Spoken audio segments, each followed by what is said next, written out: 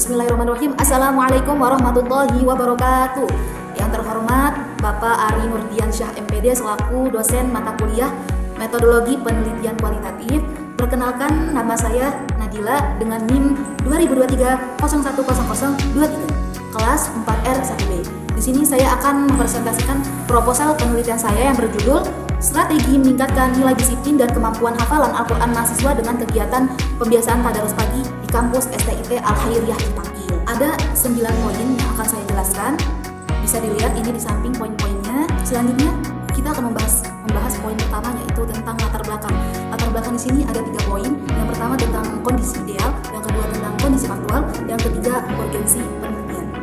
Kita bahas satu-satu dulu poinnya. Yang pertama di sini ada kondisi ideal. Kondisi idealnya dalam lingkungan pendidikan tinggi Islam, seharusnya mahasiswa tidak hanya berprestasi dalam aspek akademisi, tapi juga memiliki integritas religius yang tinggi, terutama dalam disiplin dan kecintaan pada Al-Quran. Mahasiswa Sekit diharapkan dapat menjadi contoh dalam menerapkan nilai-nilai yang diajarkan oleh Al-Quran, memiliki keterampilan dalam menghafal Al-Quran, serta menjadikan Al-Quran sebagai pedoman hidup. Kegiatan spiritual seperti membaca bersama dan menghafal seharusnya menjadi bagian dari rutinitas harian yang membentuk karakter mahasiswa yang menyeluruh. Poin yang kedua, ada kondisi faktual, yang isinya itu adalah di sini pada kenyataannya ada beberapa mahasiswa yang masih tidak konsisten dalam membaca dan menghafal Al-Quran. Tingkat kedisiplinan dalam aktivitas keagamaan juga terlihat rendah, seperti yang terlihat dari ketidakpatuhan dalam mengikuti program tadarus atau tahfidz, kurangnya motivasi, minimnya kebiasaan, serta lemahnya sistem pengembangan spiritual menjadi hambatan dalam menciptakan mahasiswa yang disiplin dalam Quran. Poin yang ketiga, di sini ada urgensi penelitian. Urgensi di sini menekankan pada pentingnya membangun karakter mahasiswa sejak dini, terutama dalam aspek disiplin dan komitmen terhadap nilai-nilai Islam. Di tengah tantangan zaman modern ini dan perkembangan digital, mahasiswa memerlukan dasar spiritual yang kokoh agar bersaing secara intelektual tanpa kehilangan pegangan moral. Dengan demikian, penerapan strategi rutin tadarus pagi tersebut dilakukan sebagai tindakan nyata dalam memperkuat karakter dan kualitas keagamaan mahasiswa STIT Al-Khairiyah Citangkil secara berkelanjutan. Poin yang keempat, di sini ada solusi. Solusi di sini adalah salah satu cara yang bisa diterapkan untuk mengurangi perbedaan antara kondisi ideal yang tadi dan kondisi faktual. Dengan melaksanakan tadarus pagi secara rutin dan teratur, tadarus pagi bukan sekedar kegiatan membaca Al-Quran, melainkan juga sebagai wadah cara untuk melatih disiplin, karena aktivitas ini memerlukan keteraturan waktu, kehadiran, dan komitmen dari mahasiswa itu sendiri. Apabila didukung dengan sistem pembinaan dan evaluasi yang tepat, menciptakan kebiasaan tadarus pagi bisa menjadi strategi yang efektif untuk meningkatkan disiplin serta kemampuan hafalan Al-Quran pada mahasiswa. Lanjut kepada poin 2, yaitu rumusan masalah. Berdasarkan latar belakang yang tadi saya jelaskan, maka rumusan masalah dalam penelitian ini adalah 1. Bagaimana tingkat disiplin dan kemampuan hafalan Al-Quran mahasiswa di kampus STIT Al-Khairiyah Citangkil pada saat ini. Poin 2. Apa saja tantangan yang dihadapi ketika mencoba meningkatkan kedisiplinan dan kemampuan hafalan Al-Quran di antara mahasiswa? Poin ketiga. Apa saja metode yang efektif dalam melaksanakan pembiasaan tadarus pagi secara rutin di kampus STIT Al-Khairiyah? Itu adalah rumusan masalahnya. Poin yang ketiga, saya akan menjelaskan tentang tujuan penelitian. Tujuan penelitian di sini adalah jawaban dari rumusan masalah yang tadi saya jelaskan. Ada 3 poin. Yang pertama, untuk mengetahui tingkat disiplin dan kemampuan hafalan Al-Quran dari mahasiswa STIT Al-Khairiyah Citangkil. Poin kedua, untuk mengidentifikasi kendala yang dihadapi dalam upaya meningkatkan disiplin dan kemampuan menghafal Al-Quran mahasiswa. Yang ketiga, untuk menyusun strategi yang efektif dalam pelaksanaan pembiasaan tadarus pagi guna mendorong nilai-nilai disiplin dan kemampuan menghafal Al-Quran mahasiswa. Di sini saya akan menjelaskan poin keempat, yang itu ada subjek data. Terdapat 2 poin dalam subjek data ini. Yang pertama ada data primer, yang kedua ada data sekunder.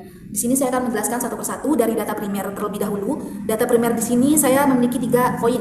Yang pertama, mahasiswa-mahasiswi kampus STIT Al-Khairiyah. Yang kedua, dosen-dosen kampus STIT Al-Khairiyah. Dan yang ketiga, bagian akademik. Lanjut, data sekunder. Di sini data sekunder yang saya ambil, yang pertama ada tentang dokumen akademik kampus, misalkan seperti absensi, catatan evaluasi, nilai disiplin, atau laporan kegiatan tadarus. Dokumen ini memberikan data pendukung yang objektif mengenai keterlibatan mahasiswa dalam kegiatan tadarus, tingkat kedisiplinan, dan pengembangan hafalan mereka dari sisi administrasi. Yang kedua ada literatur atau teori terkait, misalkan seperti buku, jurnal, artikel ilmiah, skripsi terdahulu, dan lain-lain. Literatur ilmiah ini digunakan untuk memperkuat landasan teori dan konsep dalam penelitian seperti teori pembiasaan, kedisiplinan, dan metode menghafal Al-Quran. Lanjut ke poin kelima tentang jenis data. Terdapat 3 poin juga. Yang pertama ada data kata-kata. Data berupa pendapat, pengalaman, atau pernyataan lisan dari informan yang direkam dalam bentuk wawancara, catatan lapangan, atau kuesioner terbuka. Sumbernya itu yang dituju adalah mahasiswa melalui wawancara atau kuesioner terbuka tentang pengalaman mereka mengikuti tadarus pagi dan dampaknya terhadap disiplin dan hafalan. Yang kedua ada dosen atau koordinator tadarus melalui wawancara tentang strategi pembiasaan dan pengamatan terhadap perubahan mahasiswa. Yang kedua ada data perilaku. Data perilaku ini diperoleh melalui observasi secara langsung terhadap tindakan atau kebiasaan subjek, khususnya perilaku disiplin dan proses menghafal Al-Quran. Sumbernya yang bisa dituju yaitu observasi kepada mahasiswa, misalkan kedisiplinan datang pagi, membaca Al-Quran secara rutin, atau konsistensi hafalan saat tadarus. Yang ketiga ada data dokumen. Data dokumen ini diperoleh dari arsip, catatan, atau dokumen resmi kampus dan kegiatan yang mencatat informasi faktual. Sumbernya yaitu bisa dari absensi kegiatan tadarus pagi, nilai hafalan Al-Quran mahasiswa, catatan evaluasi kedisiplinan mahasiswa, laporan kegiatan dari koordinator atau pihak kampus. Baik, lanjut kepada poin ke-6 tentang metode pengumpulan data. 1. Mahasiswa STIT Al-Khairiyah atau bisa disebut sebagai peserta kegiatan tadarus pagi di kampus STIT Al-Khairiyah. Metode pengumpulan datanya bisa dengan wawancara semi struktur untuk menggali pengalaman, perubahan sikap, dan persepsi mahasiswa terhadap kegiatan tadarus pagi.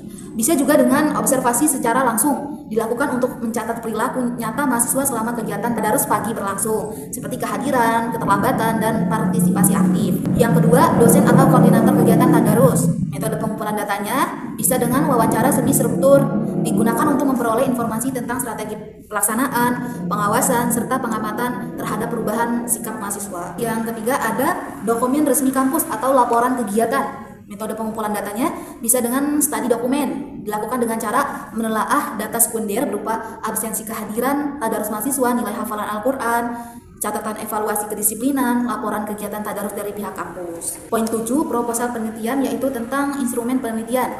1. Mahasiswa. Instrumennya yaitu bisa dengan panduan wawancara mahasiswa, berisi daftar pertanyaan terbuka tentang pengalaman, persepsi, perubahan kedisiplinan, dan kemampuan hafalan setelah mengikuti tadarus. Contoh pertanyaan yang bisa diajukan kepada mahasiswa yaitu seperti, apa yang Anda rasakan setelah rutin mengikuti tadarus pagi? Apakah kegiatan ini mempengaruhi kedisiplinan waktu Anda? Yang kedua bisa dengan lembar observasi atau partisipasi mahasiswa, digunakan untuk peneliti sebagai catat perilaku selama tadarus. Kolomnya yaitu bisa ini bisa lihat di samping kolomnya. Yang kedua ada dosen atau koordinator kegiatan tadarus. Instrumen penelitiannya yaitu bisa dengan wawancara dosen atau koordinatornya untuk menggali strategi pembiasaan tadarus, pemantauan mahasiswa, dan evaluasi pelaksanaan. Contoh pertanyaannya ada di bawah ini ya pertanyaannya nih. Poin ketiga ada dokumen resmi kampus, itu berupa absensi, nilai hafalan, laporan kegiatan. Instrumen penelitiannya yaitu bisa dengan checklist, studi dokumentasi, berisi daftar dokumen yang perlu dikumpulkan dan dianalisis. Contoh isi checklistnya ada di samping ini. Lanjut kepada poin ke-8 yaitu tentang metode keabsahan data. Dalam penelitian kualitatif, keabsahan data sangat penting untuk memastikan bahwa data yang diperoleh mencerminkan kondisi sebenarnya di lapangan. Oleh karena itu, peneliti menggunakan beberapa teknik untuk menguji keabsahan data, yaitu 1. Triangulasi. Triangulasi adalah teknik pemeriksaan keabsahan data dengan memanfaatkan sesuatu yang lain di luar data itu untuk keperluan pengecekan atau sebagai pembanding terhadap data. Dalam penelitian ini, peneliti menggunakan 3 bentuk triangulasi. Yang pertama ada triangulasi sumber. Peneliti membandingkan dan menguji data yang diperoleh dari berbagai sumber, yaitu bisa dengan mahasiswa peserta tadarus pagi.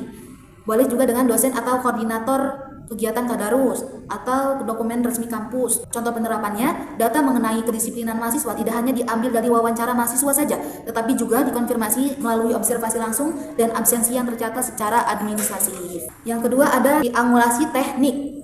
Peneliti menggunakan beberapa teknik pengumpulan data terhadap satu sumber data untuk menguji konsistensi informasi. Teknik yang digunakan meliputi wawancara, observasi, studi dokumen. Contoh penerapannya, jika seorang mahasiswa menyatakan bahwa ia aktif mengikuti tadarus pagi, bisa melalui wawancara. Maka pernyataan tersebut diperkuat atau diuji melalui kehadirannya dalam daftar absensi. Itu kan masuknya ke dalam data studi dokumen dan pengamatan langsung, observasi gitu. Poin yang ketiga yaitu triangulasi waktu. Peneliti mengumpulkan data pada waktu yang berbeda untuk mengetahui stabilitas dan konsistensi perilaku atau informasi. Contoh penerapannya, observasi mahasiswa dilakukan lebih dari satu kali, misalnya selama 2 minggu berturut-turut, untuk memastikan bahwa perubahan disiplin dan hafalan bukan sekedar kondisi sesaat. Lanjut pada poin yang terakhir yaitu ada metode analisis data. Dalam penelitian ini, peneliti menggunakan pendekatan kualitatif deskriptif sehingga analisis data dilakukan secara induktif berdasarkan data di lapangan, bukan berdasarkan asumsi awal. Analisis data dilakukan secara interaktif dan berlangsung secara terus-menerus sejak pengumpulan data selama proses di lapangan hingga penarikan kesimpulan akhir. Peneliti menggunakan model analisis data menurut Miles dan Huberman yang terdiri dari 3 langkah utama, yang di sini ada reduksi data atau data reduction. Reduksi data adalah proses memilih, memfokuskan, menyederhanakan, dan mengabstraksikan data mentah yang diperoleh dari lapangan. Data dari wawancara, observasi, dan dokumentasi diseleksi dan dikategorikan berdasarkan fokus penelitian, yaitu strategi pembiasaan tadarus pagi, perubahan kedisiplinan mahasiswa, peningkatan kemampuan hafalan mahasiswa. Ada juga informasi yang tidak relevan dieliminasi, sedangkan yang penting dicatat secara rinci. Reduksi dilakukan secara terus-menerus selama proses penelitian. Yang kedua ada penyajian data atau data display. Penyajian data adalah proses mengorganisasi data yang telah direduksi ke dalam bentuk narasi atau mantrik yang mudah dibaca dan dipahami. Data yang dikelompokkan disajikan dalam bentuk deskripsi naratif, misalkan narasi hasil wawancara dengan mahasiswa dan dosen. Terus ada tabel rekapitulasi kehadiran tadarus dan perkembangan hafalan. Terus ada ringkasan hasil observasi perilaku disiplin mahasiswa. Terus penyajian ini memudahkan peneliti dalam melihat pola hubungan antar kategori serta untuk menarik kesimpulan sementara. Poin yang ketiga ada penarikan kesimpulan dan verifikasi, conclusion drawing and verification. Penarikan kesimpulan adalah proses memberi makna terhadap data yang telah dianalisis, lalu diuji kebenarannya dengan cara verifikasi. Di sini ada poin peneliti menarik makna dari data untuk menjawab rumusan masalah. Pertanyaannya bisa dilihat ini di samping. Terus yang kedua ada kesimpulan tidak langsung dibuat, tetapi diuji ulang dengan data baru, proses verifikasi. Terus yang ketiga ada peneliti memeriksa konsistensi data melalui triangulasi dan member check untuk memastikan kesimpulan valid dan dapat dipercaya. Mungkin itu saja presentasi proposal penelitian saya. Kurang lebihnya saya mohon maaf. Wabillahi taufiq wal hidayah. Wassalamualaikum warahmatullahi wabarakatuh.